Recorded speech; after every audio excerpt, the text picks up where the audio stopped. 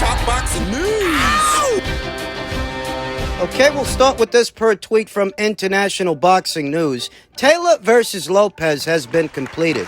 WBO super lightweight champion Josh Taylor will defend his title against former unified lightweight champion Teofimo Lopez June 10th at Madison Square Garden in New York at the Hulu Theater or the main arena. That much we knew already. That much we knew that Josh Taylor would be defending his only remaining title against former champion Teofimo Lopez. And it's a genuinely intriguing matchup. Intriguing for some of the wrong reasons because of how human, how vulnerable both fighters looked in their last outings. It's hard to tell who's going to win this one. Hall of Fame boxing promoter and top-rank impresario Bob Arum says, I don't know what Teofimo has anymore, and I don't know what Taylor has anymore. None of us do at this point, which is what makes this fight so intriguing. Yeah. The 91-year-old founder of Top Rank Inc. is convinced fans will respond both by buying tickets for their June 10th showdown in New York and by watching it on ESPN. But based on how Taylor and Lopez performed in their most recent bouts,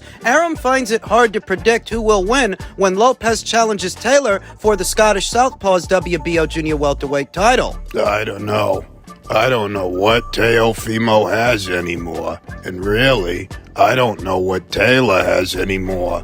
You know, this is not like you can predict the fight based on guys who fight frequently. Teofimo has been a little disappointing in his last fight and in two of his last three fights, and Taylor didn't look great against Caterrall. Hopefully for this fight, they both can present the public with their top-flight self. Josh Taylor intends to. Josh Taylor, who very recently issued out a message to Jack Caterrall, I've forgotten about him. The rematch will happen at some point. Just not now. A lot has happened between now and then. Between now and the time that Josh Taylor shared the ring with Jack Caterrall. Josh Taylor, who vacated 3 of his belts in order to pursue the rematch with Jack Caterrall, made it clear that Caterrall is no longer a relevant entity to him at the present time. I've forgotten about him, Taylor said of Caterrall in an interview with IFL TV. Teofimo Lopez is looking to be my next fight. It would be foolish of me to make the same mistake again, looking at a different fighter when you've got one right in front of you. So I've learned that lesson the last time.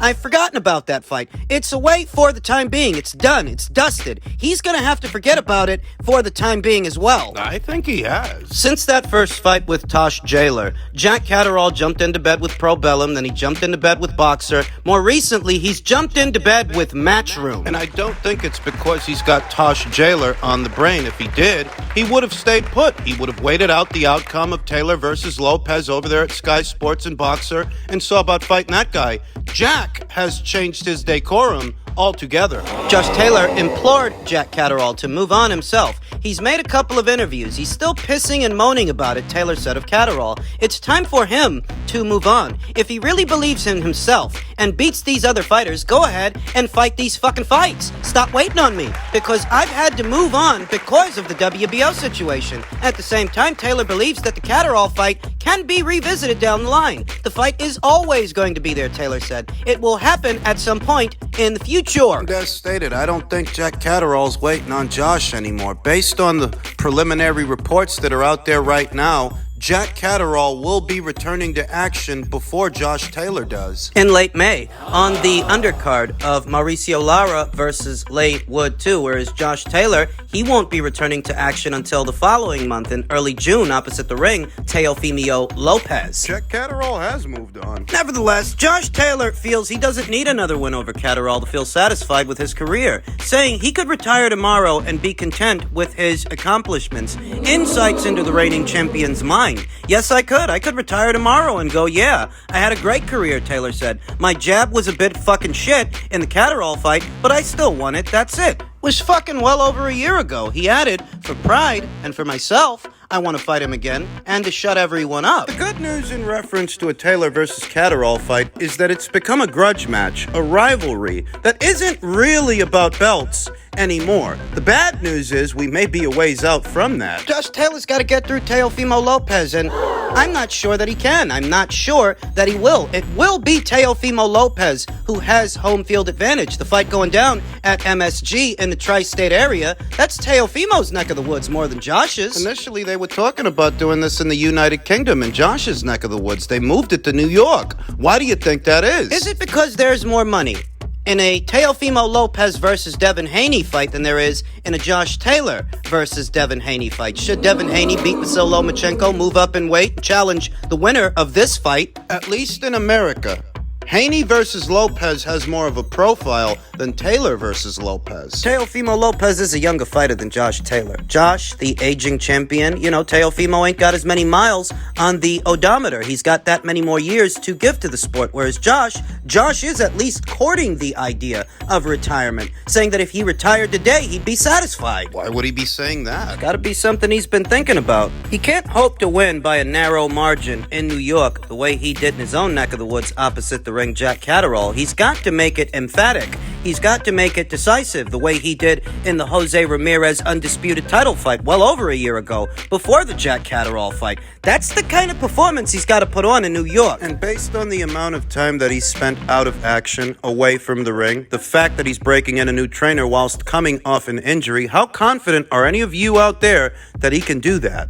Bob said he doesn't know what either of those guys have got left. Earlier this week at the press conference for Haney versus Loma, Bob feels that lowering the price point for Haney versus Loma will result in increased interest and an increased buy rate because it does cost less than the upcoming Gervonta Davis versus Ryan Garcia fight. That fight's $85. This one's $60. We studied this with ESPN, and we determined that this fight had enough interests that if we went with a price point that was less than what everybody else was charging, that we would make up for it by an increased number of buys. Now, whether that happens or doesn't happen remains to be seen. But all I know is that anybody that calls themselves a boxing fan, they have to watch this fight. And that's the determination we made setting the price for the pay-per-view. Now, you can't really criticize people that are charging $85 to $90. You can't? That's their choice. They're looking at a shrinking fan base who buys pay-per-views. And so, by raising the prices, they don't get hit with a money loss. Piracy remains an enormous problem for promoters, networks, and streaming services that offer boxing pay-per-view shows as well. It's a problem. Though thievery will significantly impact the buy rates for the Garcia versus Davis and Haney versus Lomachenko events, Top Rank and ESPN learned from another mistake they've made. Bob Arum addressed the shrinking audience that still takes in boxing matches, the shrinking audience that actually purchases pay-per-views without highlighting why that audience is shrinking. It's not just piracy. You can't just chalk it up to piracy, you understand. Far too many fights are ending up behind a paywall, and when they do, they limit the exposure to the fighters, that perhaps not every fight, not every good fight, belongs on pay-per-view. Nick Khan talked about this some time ago in great detail, the shrinking audience that consumes boxing in America. Why is that audience shrinking? What's going on? One of the unfortunate things that happened to boxing is they went behind the paywall for almost everything. Right. So they went to HBO when HBO offered more money, when very few people had HBO, so fewer eyeballs on their product, especially with kids. If your parents didn't subscribe to HBO, you weren't watching the fights. And those were rich parents. Those were rich parents, right? Cable was not prevalent, and certainly premium cable was not prevalent. So you have to actually have money back then to watch a product that should be available to the masses. So if you look at the steady decline of boxing, that's one of the big factors. Then pay-per-view was figured out, and boxing said, oh, instead of just being on HBO for whatever HBO was charging in 1992, $10 a month, $20 a month, we can charge $50 an event, $70 an event. We'll make more money in one night, sure, but with no reinvestment in the sport, what are you going to be in 20 years? And if you look at boxing now and you say, wow, they could do a heck of a lot better job, or if you look how great of a job UFC did, how great of a job Vince and WWE did It was always to make sure that the product was available. Accessibility is key. Accessibility is everything. And the more fights that end up behind a paywall, the less people get to see them. Even if you do get to make a little bit more money that one night for that one fight, you do that enough times, the audience starts to shrink on a long enough timeline. That's what's been going on. ESPN Plus will be the exclusive digital provider of Haney versus Lomachenko, which will cost consumers an additional $9.99 for a 1-month subscription. That's if you're not already subscribed. I am.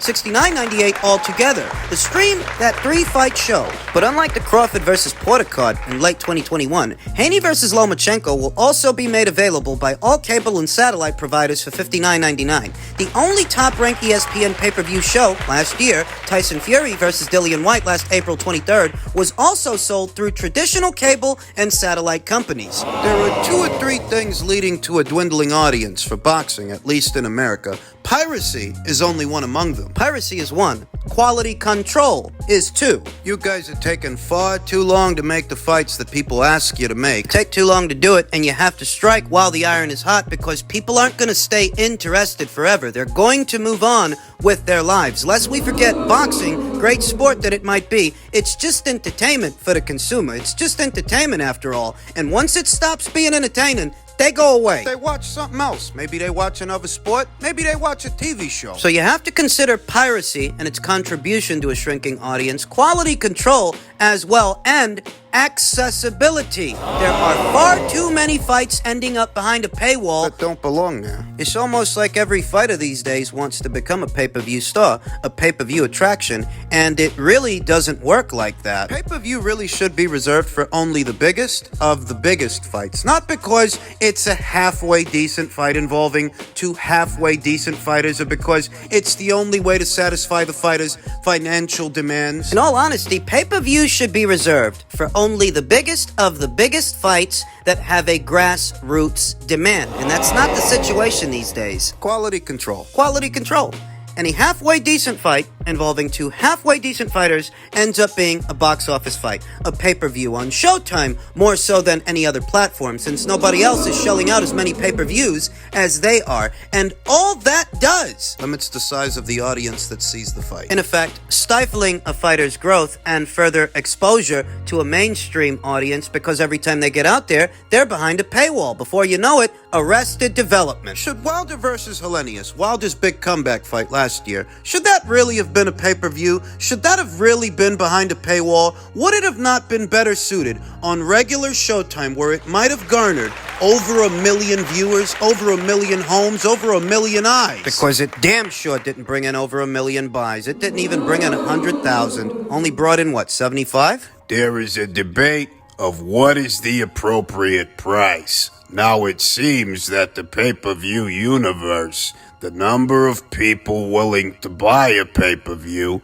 hasn't expanded, and so the tendency for promoters and networks is to raise their prices, and it really puts an event outside of the fans' ability to pay. So we decided that a good solution was to go for a price of approximately $60 and try to make up for that by getting more people interested in buying the pay-per-view. And so we wouldn't really be the loser because of that, and we would help boxing. In essence, the people at Top Rank and ESPN made the pay-per-view more affordable in the hopes that the price point would be more attractive than what else is out there, and we'll see how that works. But even with that, there are too many box office fights happening at or around the same time. There are too many pay-per-views these days. We just saw one last week, the David Benavidez versus Caleb Plant fight.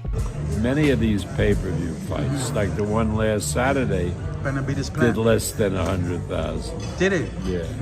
I didn't know that. The same fight last Saturday between David Benavidez and Caleb Plant would have garnered more eyes for the Showtime platform on regular Showtime than what it did on pay-per-view. So then you ask yourself, why is it on pay-per-view? to satisfy the fighters' financial demands. Bob Arum is saying that fight. He's saying it did under 100,000 pay-per-view buys. Coincidentally, there's another ballpark figure out there that states it did 49,000 pay-per-view buys in the U.S. TV pay-per-view buys and approximately 150,000 by way of digital streaming when you put both numbers together. Conventional TV and streaming. Either number sounds about right. Neither number is conducive towards the overall growth and health of the sport in America. It's the egos. These guys get so used to kicking cans down the road for a certain price that when it's time to fight someone with a pulse, they think they're supposed to get the moon and the stars in order to do it, even if that's not their worth.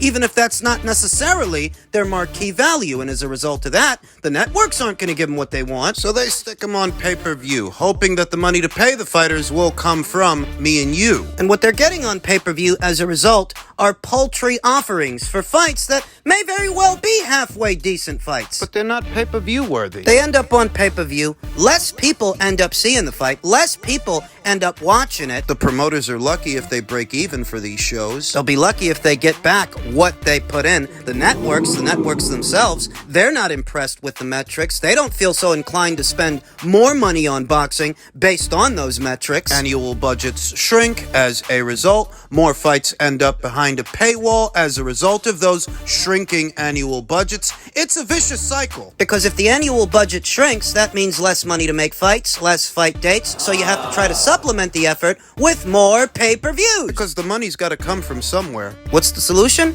You have to make the good fights more accessible. That's what you have to do. If you would have took last week's David Benavidez versus Caleb Plant fight and put it on regular Showtime, it would have been seen by more people on the regular network. But you put it behind a paywall, and most people aren't going to want to pay that. A good number of them are going to steal it. Nobody benefits from that. Not the fighters, not their managers, not the promoters that put the show on, certainly not the network. The boxing promoters and all the fighters themselves, they are attempting to deliver metrics to the network. And if they do, the network feels so inclined to spend more money on boxing. That's if you're actually delivering metrics, viewing figures, good ones, to the network. You can't do that when you put every halfway decent fight behind a paywall. In a nutshell, sacrifices have to be made. The managers and the fighters, they need to be realistic about what it takes to get their fighter in the ring. This keeps up, there's not going to be no money out there for nobody. Not by way of the box office and not by way of the networks. You want to counteract a shrinking audience? Give them quality content that doesn't cost them an arm and a leg. Bring eyes back to boxing by not gouging the boxing fans, and that does involve sacrifices from the sport itself. Not every good fight belongs on pay-per-view.